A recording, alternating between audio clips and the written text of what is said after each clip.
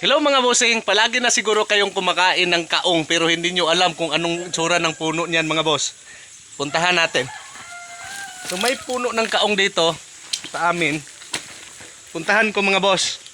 So next vlog pala natin mga boss, manghingi tayo sa may-ari ng puno ng kaong para kumuha dyan ng bunga mga boss. At saka itatry natin kainin. Sa next vlog na yan kasi hindi pa ako paalam sa may-ari mga boss. Baka pagalitan din tayo no. Yan. Puntahan natin yung puno ng kaong, ipapakita ko sa inyo. Lapit na tayo mga boss.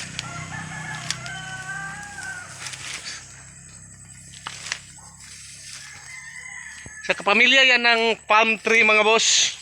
Palm tree at saka ginagawa ding pinagkukuhanan din ng suka at saka tuba. Yan mga bossing, ito yun. So yan mga bossing, nandito na tayo sa puno ng kaong. So ito yung bunga ng kaong boss. Yan paglaki nito, dito tayo manguha. Gagawin po nating titesting natin, gagawin natin yung kaong. Yung ilalim kasi nito mga boss, yun ang ginagawang kaong. Yung iba nagsilaglaga na. Yung pwede na mga bossing, yun nasa taas.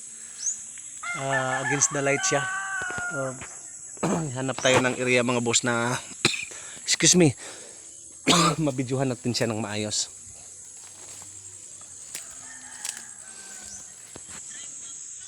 Ay, hindi rin siya makita. Against the light siya. Tingnan natin mga bossing. Ayan ayan, kita nyo na. Yan sa taas. Yan mga boss. Yan yun kaong. Yan ang proseso niyan mga bossing, para makuha niyo yung pinakakaong. Lalagain po yan. So pakukuluan ng pakukuluan, tapos saka nabibiakin. Makati po yan. Makati kasi ang buungan ng kaong.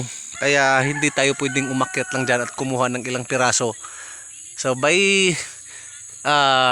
next week siguro, magpaalam muna ako. Or next day, mag-content tayo. Subukan natin. Kasi dito mga boss, naka-content na rin ako nito na ito ay tinutubaan ko. Pinagkukuhanan ko ng tuba. So yung juice niya.